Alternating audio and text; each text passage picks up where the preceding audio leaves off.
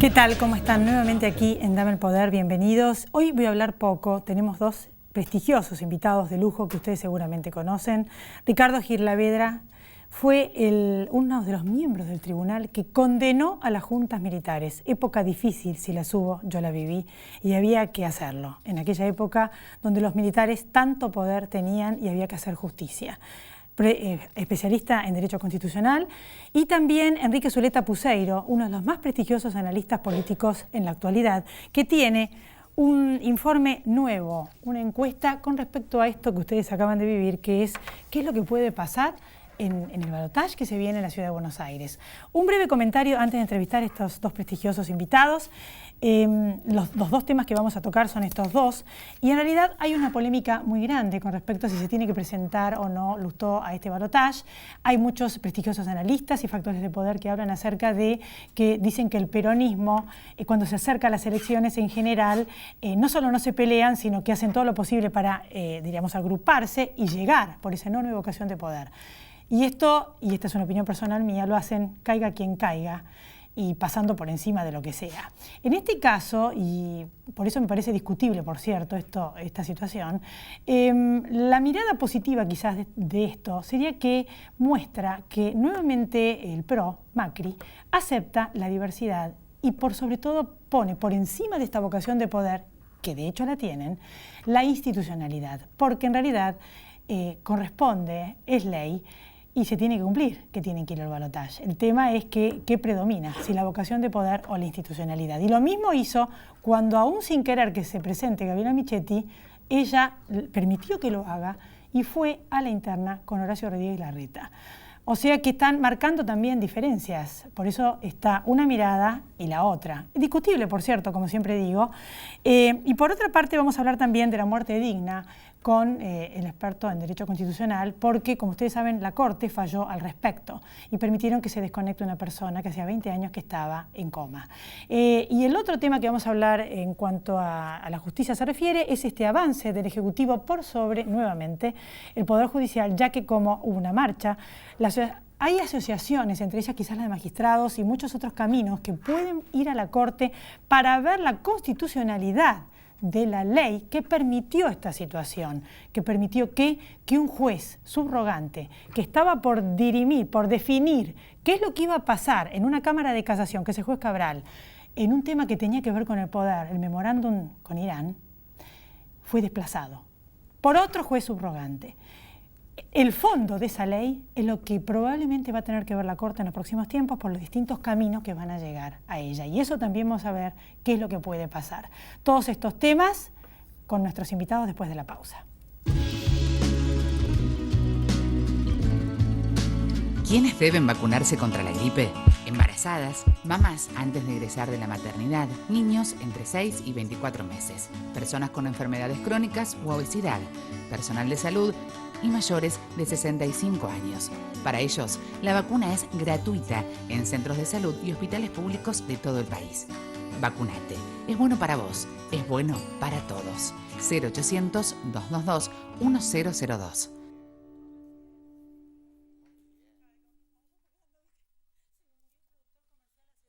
Grupo Petersen, desde 1920, construyendo el país. Aprende a votar en buenosaires.gov.ar/boleta electrónica o acércate a un centro de consulta. Cuidar la democracia es defender el futuro. Buenos Aires Ciudad. En todo estás vos.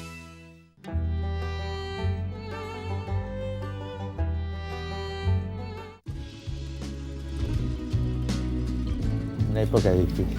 Aquí estamos entonces en Dame el Poder con Ricardo Girlavedra. Gracias por venir. No, al contrario. Lo que hablamos al principio del programa en la presentación, este avance en cuanto a las modificaciones de distintas situaciones, en causas que tienen que ver y son sensibles en la investigación al poder e interviene de una manera o de otra el oficialismo. ¿Cómo puede terminar esto en la Corte? ¿A través de qué caminos? ¿Y cuál es la constitucionalidad o no de esa ley según su criterio?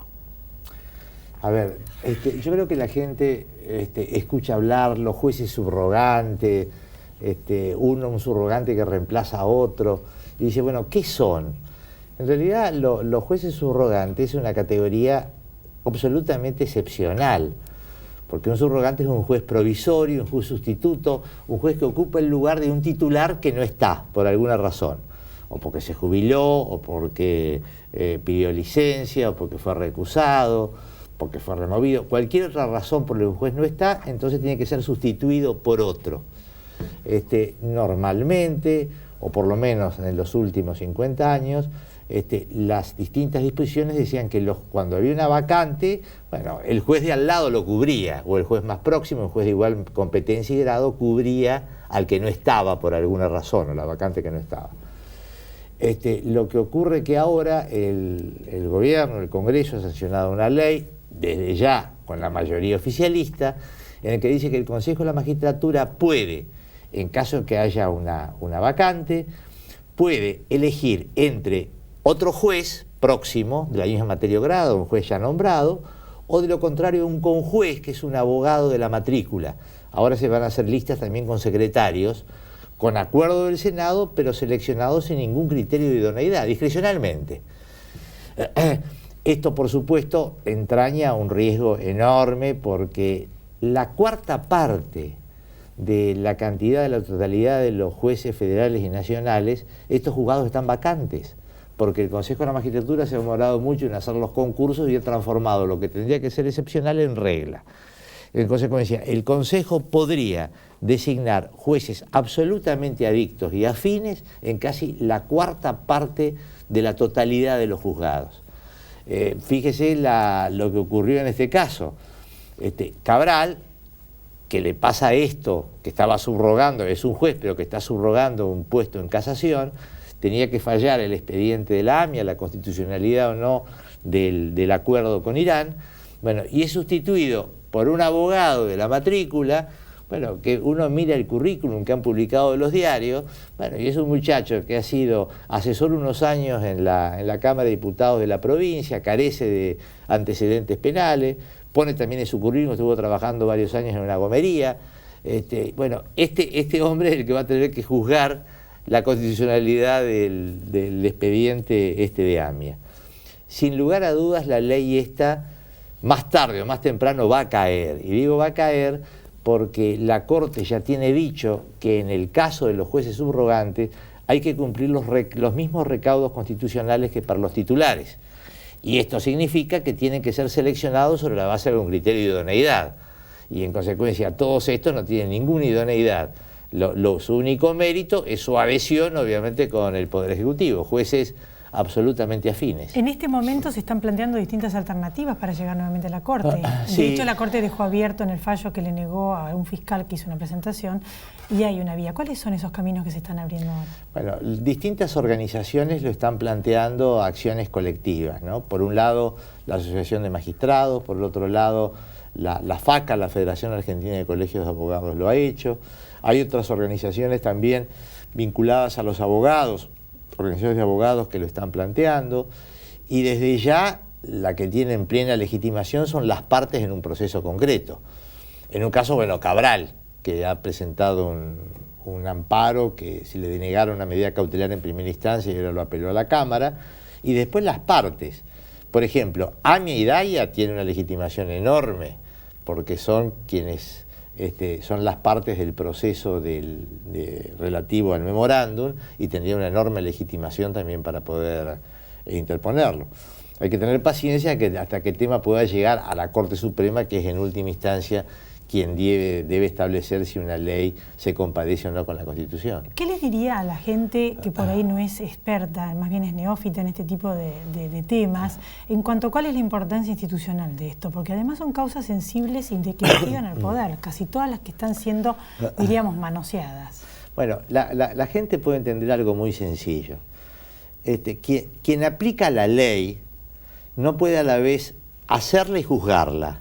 Es decir, no es posible que una misma persona o un grupo de personas, bueno, aplique la ley, la haga y la juzgue. Juez y parte. Es decir que, claro, que concentre, bueno, todas las funciones que tiene el Estado. Precisamente el hecho, bueno, la división de poderes del Estado tiene como propósito, bueno, tratar de resguardar la libertad y los derechos. Si todos los poderes están concentrados en una persona o en un grupo de personas, bueno, no hay libertad, o la libertad se encuentra en riesgo, ¿no? Esa es una concepción de poder absoluto que no tiene nada que ver con una democracia constitucional. Y por cierto, esto tiene que ver también con la particular visión de la democracia que tiene el gobierno, ¿no? El gobierno entiende a la democracia con una idea absolutamente mayoritaria, que el que gana las elecciones puede hacer lo que quiera, sin control de ningún tipo, ¿no? Y por cierto, bueno, así no son las democracias constitucionales, que se basan precisamente en que haya un poder encargado de controlar a los otros, que es el judicial. Solamente los jueces son los que pueden resguardar los derechos, los límites al poder, haciendo respetar la Constitución si son independientes. En el tiempo que me queda le quiero hacer 3 preguntas. ¿Qué opina sobre este decreto del Ejecutivo para investigar, hacer escuchas a aquellos que eventualmente pueden estar fomentando a través de la nueva Agencia Federal de Investigaciones, EXIDE? A las personas, no a las personas que compran el ahorro específico. ¿Qué opina y si es constitucional? Mire, lo que ocurre es que lo que ha salido es la reglamentación de una ley previa, por supuesto también sacada con las mayorías oficialistas, ¿no?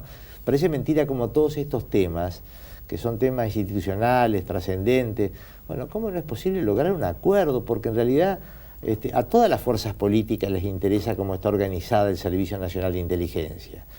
No puede ser que el gobierno siempre pretenda imponer su punto de vista y que siempre va con malas direcciones. A mí me parece que el problema que tiene el decreto reglamentario y tiene también la ley es su imprecisión y su vaguedad. Es decir, la autorización para realizar tareas de espionaje, de inteligencia, para poder prevenir corridas bancarias, para poder prevenir situaciones de abastecimientos, les da un margen de actuación a una agencia de investigaciones que tiene, por supuesto, por recaudo el secreto, la reserva, enorme. A mí me parece una barbaridad y esto supone también de que todos podamos ser espiados por esta agencia, ¿no? Por otra parte, esta presentación del candidato Lustó al balotaje, más allá de las presiones que recibe, ¿se atiene a derecho? ¿Cómo lo ve? Sí, claro, por supuesto. A ver, no cabe ninguna duda de que la Constitución exige que tiene que ser de la ciudad, que tiene que ser la mitad más uno. En el caso Rodríguez Larreta no llegó a esa cantidad, le faltaron 4 o 5 puntos, y tiene todo el derecho del mundo Lustó, que hizo su campaña precisamente pidiendo el balotaje, porque él sabía que iba a salir el segundo y hizo su campaña diciendo, bueno, con el balotaje ganamos todos, etcétera. Con lo cual es legítimo que si esto ocurre, bueno, quiere ir al balotaje. Lo problemático, bueno, es la confusión a lo mejor que puede tener el ciudadano de la ciudad, porque lo razonable hubiera sido de que Lustó compitiera dentro del mismo frente electoral del PRO, porque sinceramente acá se producen algunas inconsistencias que no son tan fáciles de explicar, por eso viene todo este enredo relativo a que está compitiendo en la ciudad, pero a la vez forma parte del mismo frente electoral que va a competir por el gobierno nacional, ¿no? Y lo último, muerte digna, falló la Corte, un breve comentario. Bueno, es la aplicación de una ley que sancionó el Congreso, que me parece que está muy bien, que es la posibilidad, cuando estén agotados obviamente todos los resortes, todos los expedientes, recursos médicos, bueno, es la posibilidad, bueno, de que no mantener artificialmente a alguien con vida, ¿no? ¿Y usted está de acuerdo? Bueno, sí, claro. Yo la verdad que le agradezco mucho haber estado acá. Viene bien refrescarle a los ciudadanos siempre, porque la idea es seguir viviendo en una república con la respectiva división de poderes. Bueno, gracias por su cátedra. Muchas gracias. Después de la pausa, el análisis político, prestigioso analista Enrique Zuleta Puseiro y la última encuesta que tiene, muy rigurosa, por cierto, con respecto a el tema de este balotaje en la capital y otros temas políticos más.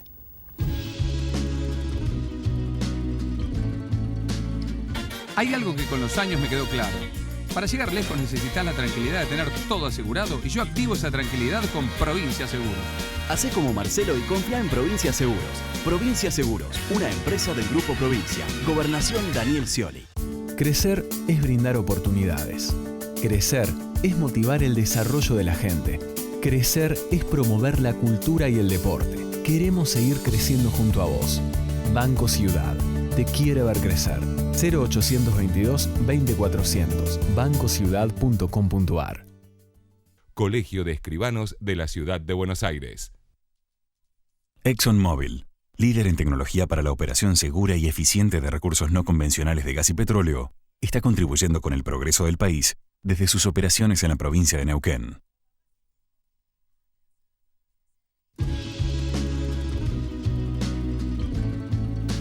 Aquí estamos entonces en Dame el Poder. Enrique Zuleta Puseiro, gracias por venir. ¿Qué tal? Hace tanto tiempo que no nos vemos. Hace tiempo, sí. Pero sí te veo en otros programas y realmente me pareció muy interesante el análisis y además los últimos datos que tengo acá y que he visto con respecto a este balotaje en Capital Federal.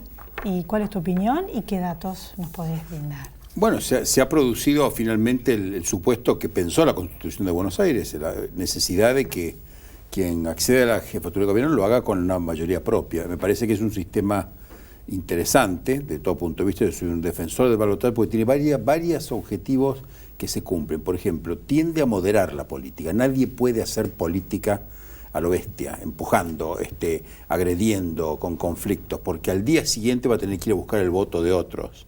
Entonces, en general, el sistema de balotaje modera los enfrentamientos. Habrás visto, por ejemplo, en el Frente para la Victoria, más allá de algunas campañas negativas contra Lustó, se manejó con una exquisita moderación. El candidato a Recalde, que es uno de los fundadores de la Cámpora, parecía un joven dirigente salido de las clases medias, en el programa de Mirta Legrand, porque nadie puede empujar a los demás ni pensar que va a exterminar al adversario. Obliga a moderarse. En segundo lugar, permite que el que va a gobernar tenga una mayoría propia. Esto es interesante, sobre todo en sistemas políticos donde hay pluralismo, que en la primera vuelta se determina la distribución de los escaños. Entonces es muy difícil que alguien tenga mayoría propia, sobre todo cuando son sistemas pluripartidistas. Eso no ocurre en los bipartidismos. Así que repitamos, en la primera vuelta se determinan los legisladores, escaños. No solo en la legislatura, sino va a pasar lo mismo en el Congreso de la Nación. Exactamente. Entonces, ¿qué pasaría? El presidente o jefe de gobierno tendría que gobernar con una gran fragmentación en el legislativo. El balotaje le permite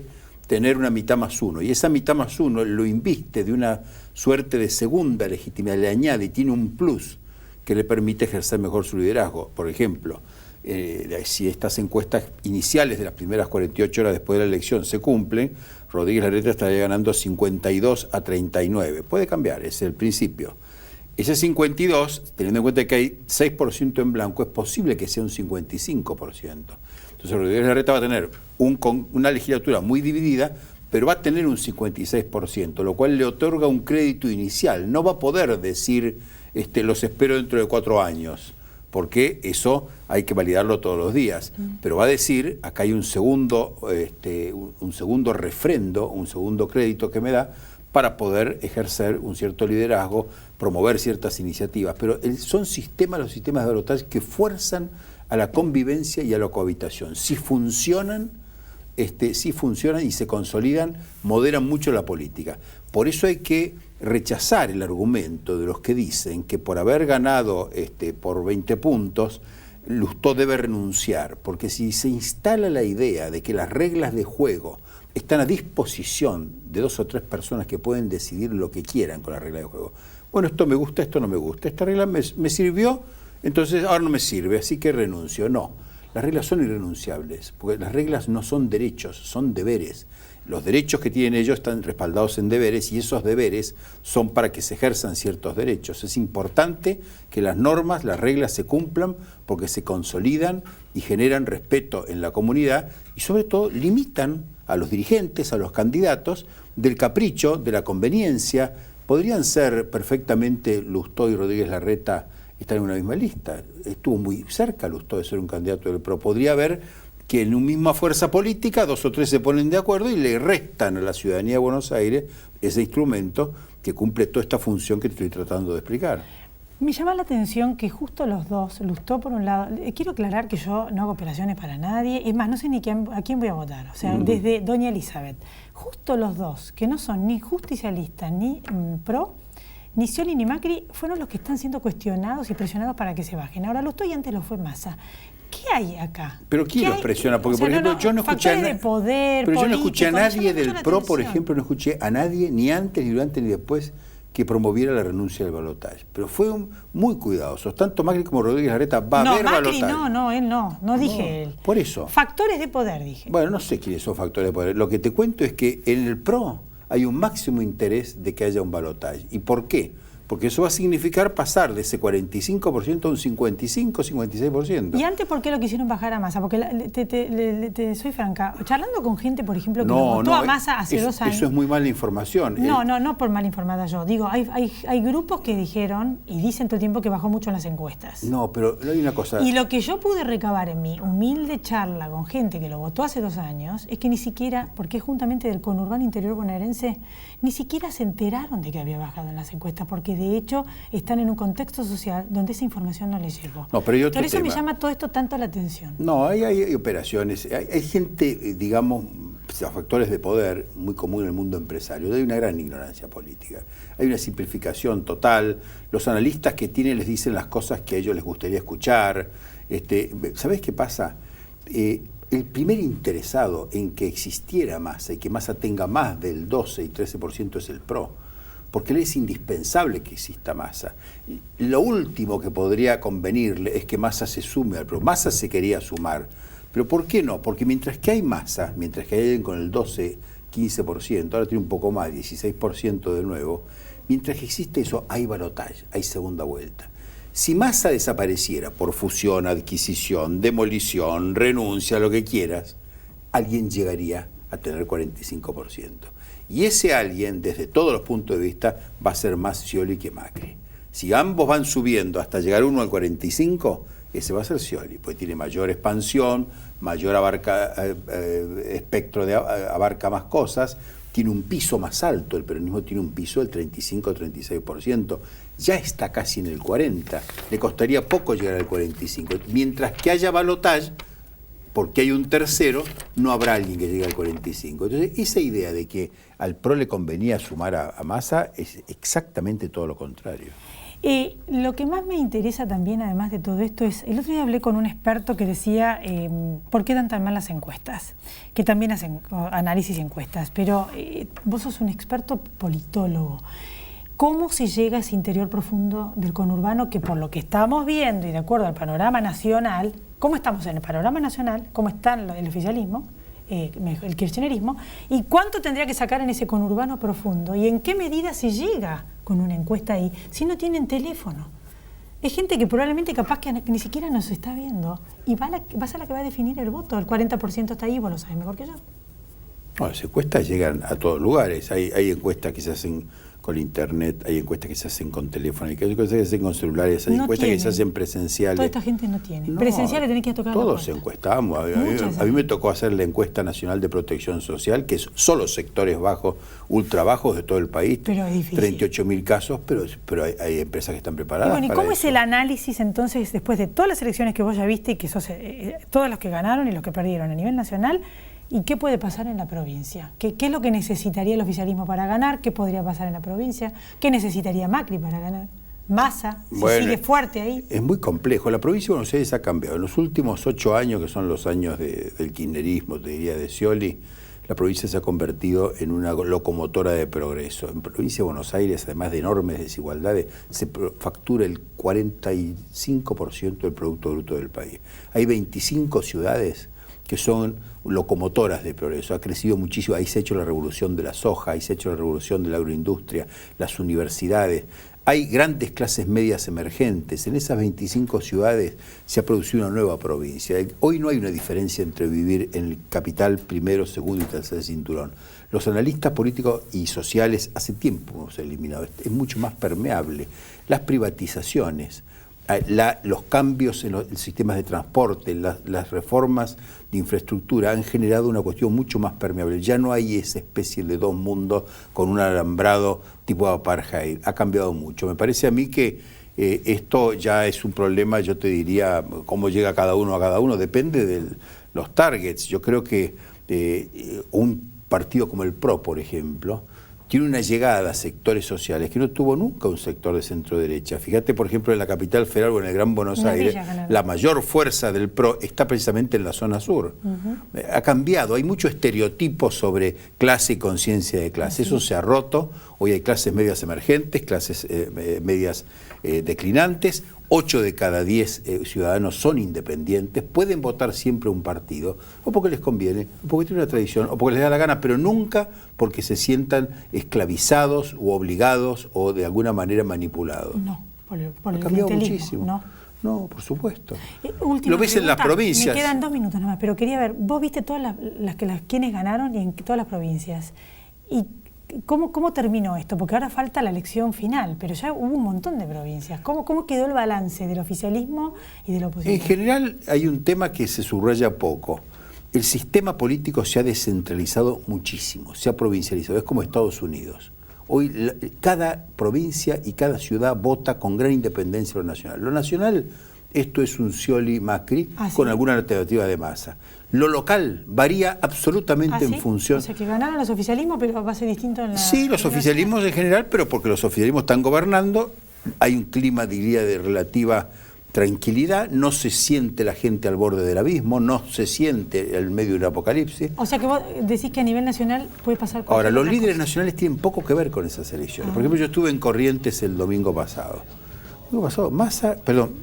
Sanz llegó a comer una hamburguesa al mediodía del Comité Radical y se fue, al mediodía, no vio a los candidatos.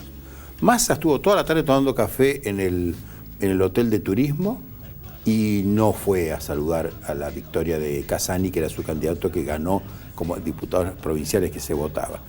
Fueron muy cautelosos cada vez más, salvo esa foto del final a las 6 de la tarde, como para que al día siguiente diga ganó Macri, ganó... Ya cada vez más respetan eso, porque en Salta, en Chaco, en Mendoza, en Córdoba, lo que explica realmente como de la gente es la situación provincial. Tiene una traducción nacional, o sea que pero con mucho cuidado, con mucha cautela. Esa traducción nacional, entonces, ¿podrás venir más adelante a ver? Ya cuando nos estemos Sí, porque la elección va a empezar. Esto hay que discutirlo después de las PASO, después de agosto se va a saber. Bueno, sí. Me encantaría entonces, claro, volvemos a hablar después de las PASO. Pero cómo no. Muchísimas gracias, un lujo, como siempre.